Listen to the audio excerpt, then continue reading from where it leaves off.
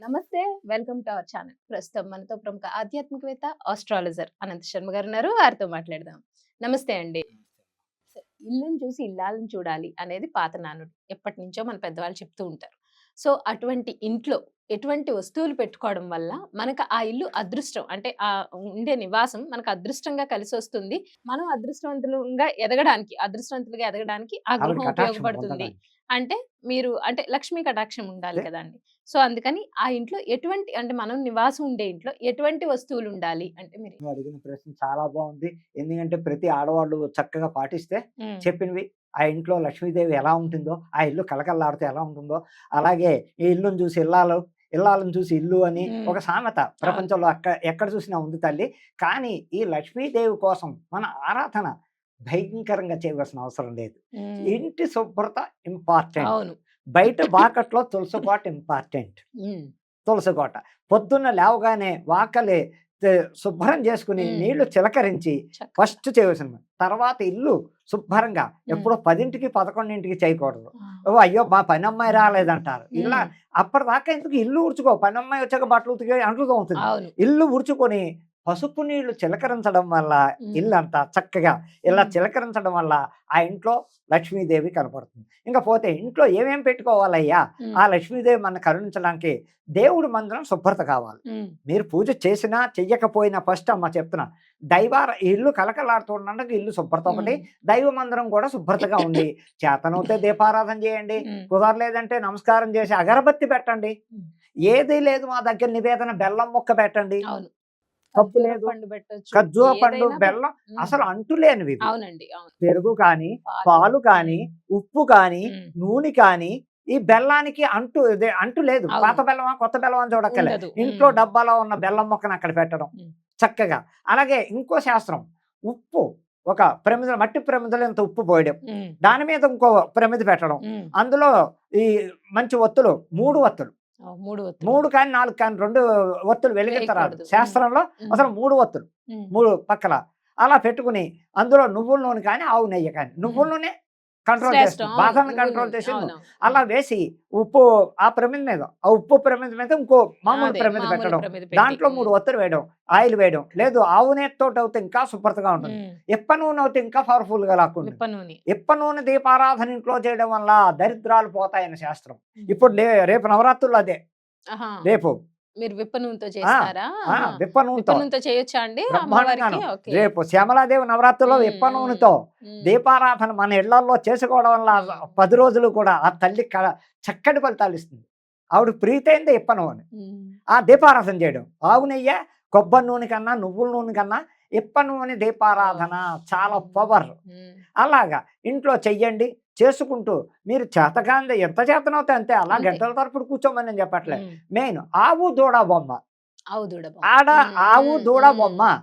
చక్కగా ఒక గూట్లో గ్లాస్ హ్మ్. రూమ్‌లో ఉంటాయి. చక్కగా మీకెన్నో ఉంటాయి. అవును. అందులో వీధి గుమ్మాన్ని చూస్తూ, ఆహా! వీధి గుమ్మాన్ని చూస్తూ వీధి పెడతారు. గుమ్మాన్ని హాల్‌లో పెట్టుకుని, హ్మ్. వీధి గుమ్మాన్ని చూస్తూ ఆవు, దూడన ప్రతి ఇంట్లోనూ ఉంటే అమ్మా లక్ష్మీదేవి ఉన్నట్టే. హ్మ్. హ్మ్. హ్మ్. ఆవు, దూడ ఉన్న చిత్రపటమైనా సరే. హ్మ్. ఆవు ఈ మధ్య కాలంలో పంచలోహాల విగ్రహాలు తెగొచ్చేసాయి. అవునండి. బాగా వచ్చాయి. పంచలోహాలు ఇత్తడివి, వెండివి కూడా హ్మ్. అమ్మేస్తున్నారు పెద్ద పెద్దవి చూస్తున్నాను వెండి చాలా షాపుల్లోను. మంది గిఫ్ట్స్ కూడా ఇస్తున్నారు గిఫ్ట్‌లు చక్కగా రిటర్న్ ఇస్తున్నారు. గిఫ్ట్స్. ఆవు, దూడ అవును. కలిపి. ఇస్తున్నారు. నేనే ఎంతో మందికిచ్చాను. అవును. హ్మ్. అలాగా ఆవు, దూడ ఓన్లీ సింగిల్‌గా ఆవు, దూడ చక్కగా ఇంట్లో పెట్టుకోవడం వల్ల కూడా లక్ష్మీదేవి ఆవిడకి ఎంతో ఇష్టం. హ్మ్. ఆవు, దూడతో కలిసున్న కృష్ణుడితో కూడా పెట్టొచ్చు. హ్మ్. కృష్ణుడు హ్మ్. సెపరేట్ ఆవు, దూడ పెట్టడం వల్ల హ్మ్. ఇంకా ఫలితాలుంటాయని. హ్మ్. అలాగే కృష్ణుడు, ఆవు, దూడ కలిసున్న ఇంత విగ్రహం అవును. చక్కగా పెట్టుకోవడం వల్ల కానీ ఆ ఇంట్లో లక్ష్మీ కటాక్షం తప్పకుండా. ఏదైనా మీరు చెప్పినట్టు ఇంటికి శుభ్రత అన్నీ బాగుంటే, ఇంటిల్లాలు కరెక్ట్ ఉంటే, ఇంట్లో అన్నీ బాగుంటే, భార్యాభర్తల దాంపత్య జీవితం దగ్గర నుంచి, పిల్లల సుఖ సంతోషాల దగ్గర నుంచి, ఆ ఇంట్లో అన్ని రకాలు సౌభాగ్యంతో నిండు హ్మ్. ముత్తయిదుగా హ్మ్. ఆ అమ్మ వాళ్ళు చక్కగా ఉంటారు. ఇంట్లో దేనికి లోటు ఉండదు. తిండికి బట్టకి లోటు ఉండదు. ఫస్ట్ మీరు అడిగిన ప్రశ్నకి ఇంటిల్లాలే హ్మ్. న్యాయ ధర్మం దీపం లక్ష్మీదేవి కటాక్షం ఉండాలి. హ్మ్. ఇలాంటి సూత్రాలు. ఇంకోటి కొత్తగా పటిక కూడా ఒక పటిక. 2 కేజీల పటిక హ్మ్. చక్కగా ఓ స్టూలేయడం. హ్మ్. ఆ! ఓ స్టూలేయడం. దాన్ని పసుపు పూసేయడం. హ్మ్. పైన అమ్మవారికి ఏమాత్రం ఇంత రౌండయిన బొట్టు పెడతామో హ్మ్. అలా బొట్టు పెట్టి చక్కగా ఇక రోజు ముట్టుకోకూడదు. ఆహా! అది కరిగిపోతున్న టైంలో పసుపు ఓకే. ఓకే. కరిగిపోతున్న ఆ! టైంలో మళ్ళా తడిపి పసుపు రాయడం. అలాగే ఏం చేయాలి అంటే అది కూడా ఒక స్టూల్, సపరేట్ స్టూల్ వేసి చక్కగా అక్కడ పెట్టి ఆవిడ నెత్తి మీద డైలీ ఓ పువ్వు, కుంకుమ మట్టికి అమ్మవారికి ఎలా రుతో అంతా అలా పెట్టాలి. ఆ పటికి గుమ్మమే చూడాలి. వీధి గుమ్మం చూడటం వల్ల మీ ఇంట్లో ఎనర్జీలు ఏమున్నా అవతల వాళ్ళ కన్ను దృష్టిని ఆపేస్తుంది, వచ్చి మన జీవాన్ని పడి ఏడ్చి వాళ్ళని కూడా కంట్రోల్ చేస్తుంది, ఇంట్లోకి దుష్టచిత్తులు రానివ్వదు. ఇన్ని రకాలుగా ఇంట్లో చేయవలసిన లక్ష్మీ కటాక్షం మనం పొందాలన్నా ఆ లక్ష్మీదేవిని ఆరాధించిన మరీ భయంకరంగా మరీ ఇదిగా చేయమని నేను చెప్పట్లేదు. శక్తి ఉన్నంత ఓపిక ఉన్నంత చక్కగా ఇంట్లో మీరు శుభ్రత పాటించండి, ఇల్లు నీట్గా ఉంచుకోండి, తులసి కోటగా డైలీ నీళ్లు పొయ్యండి, అగరబత్తి పెట్టండి, అమ్మవారికి ఎంతో మంచిది. అలా చేసుకోండి. అన్ని విధాల ఆడవాళ్ళకి పసుపుగా నిండు నూరేళ్ళు ఉండాలంటే ఇంటి ఇళ్ళాలు శుభ్రత పాటించడం వల్ల లక్ష్మీ కటాక్షం పొందాలన్నా ఇలాంటివి ఇంకో శాస్త్రం ఉంది, చీపురు కట్ట. చీపురు కట్ట లక్ష్మీదేవి. ఆ చీపురు కట్ట కుబేర స్థానంలో పెట్టాలి. అసలు తెలివిగా ఉంటే పడుకోబెట్టి కుబేర స్థానంలో గోడ దగ్గర కుబేర స్థానంలో చక్కగా గోడ దగ్గర పడుకోబెట్టి పెట్టడం కానీ, లేదు నిలబెట్టి పెట్టాలంటే కుర్చీళ్ళు పైకి రావాలి. కింద పెడుతున్నారు, కింద పెట్టకూడదు, నేల తగలకూడదు. అది కుర్చీళ్ళు పైకి పెట్టడం వల్ల కుబేర స్థానంలో చీపురు కట్ట చాలా పవిత్రం. అలాగే ఇంట్లో చెప్పులు బయట ఎక్కడ వదలాలంటే ఆగ్నేయంలో పెట్టాలి. కానీ గుమ్మంలోకి వచ్చి గుమ్మంలో వదిలేస్తున్న ముగ్గుల మీద ముగ్గు పెడుతున్నారు, వాకట్లో ముగ్గు పెట్టుకుని చక్కగా చేసుకుంది, ఆ ముగ్గుల మీద కూడా చెప్పులు వదిలేస్తున్నారు. పరమదరిద్రం ఎక్కడంటే అక్కడే.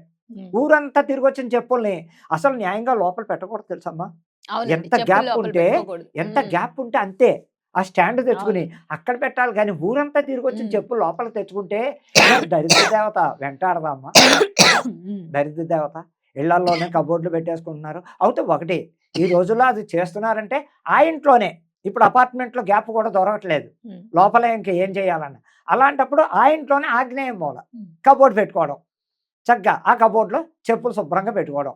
మొన్నటి అక్కడే విడిచిపోయి ఇప్పుడు ఇళ్లలో చెప్పులు వేసి చూస్తున్నారు మొత్తం అన్ని రూములు.